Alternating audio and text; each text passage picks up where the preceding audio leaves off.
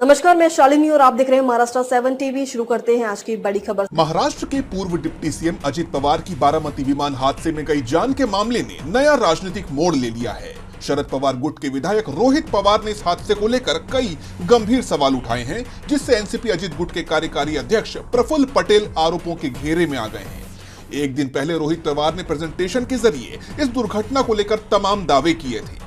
उन्होंने सीधे तौर पर विमान के मेंटेनेंस पर सवाल खड़ा किया। उन्होंने दावा किया कि भारत में विमानों की मरम्मत और ओवरहॉलिंग करने वाली प्रमुख कंपनियों में से एक का संबंध प्रफुल्ल पटेल से है। रोहित ने पूछा कि क्या विमान का रूटीन मेंटेनेंस ठीक से हुआ था। उन्होंने विमान की मालिक कंपनी वीएसआर और बुकिंग हैंडलिंग करने वाली एरो कंपनी की भूमिका की भी गहन जांच की मांग की। रोहित पवार ने इजरायली खुफिया एजेंसी मोसाद पर आधारित एक किताब का हवाला देते हुए सनसनी फैला दी।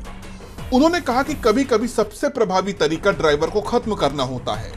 उन्होंने इसे महज एक संयोग मानने से इनकार करते हुए कहा कि अजित पवार पहले सड़क मार्ग से जाने वाले थे, फिर अचानक देर रात फ्लाइट क्यों बुक की गई, किसके दबाव में यह प्लान बदला गया। रोहित ने पायलट कैप्टन सुमित कपूर के पुराने रिकॉर्ड पर सवाल उठाते हुए कहा कि वो पहले शराब के मामले में निलंबित रह चुके हैं। उन्होंने तकनीकी पहलुओं पर भी घेरा। रोहित पवार के दावों को गौर करने वाला इसलिए भी माना जा रहा है क्योंकि प्रफुल्ल पटेल साल 2004 से 2011 तक देश के नागरिक उड्डयन मंत्री रहे थे। उड्डयन क्षेत्र की कार्यप्रणाली, मेंटेनेंस प्रोटोकॉल और इस क्षेत्र की निजी कंपनियों के साथ उनके पुराने संबंधों को लेकर अक्सर राजनीतिक गलियारों में चर्चा होती रही है। रोहित पवार का इशारा भारत के एमआरओ सेक्टर की तरफ भी है।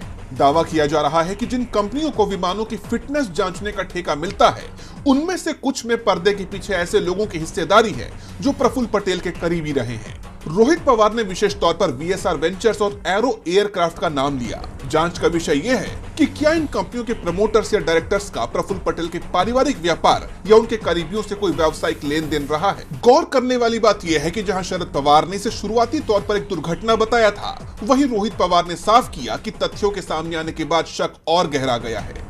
उन्होंने मांग की है कि जांच में अंतर्राष्ट्रीय एजेंसियों को शामिल किया जाए और ब्लैक बॉक्स की रिपोर्ट सार्वजनिक की जाए। फिलहाल इन आरोपों ने महाराष्ट्र की राजनीति में साजिश की एक नई बहस छेड़ दी है, जिसकी आंच अब प्रफुल्ल पटेल तक पहुंचती दिखाई दे रही है। अब इस मामले में प्रफुल्ल पटेल की तरफ से कोई जवाब आता है या नहीं, ये तो देखना होगा। तब तक के लिए बस इतना ही। फिर मिलते हैं ऐसी ही बड़ी खबर के साथ। तब तक के लिए मुझे दीजिए इजाजत और देखते रहिए महाराष्ट्र 7 टीवी। आपको ये वीडियो पसंद आया तो चैनल को लाइक करें व सब्सक्राइब करें और ऐसे ही लेटेस्ट अपडेट पाने के लिए बेल आइकन दबाना ना भूलें। धन्यवाद।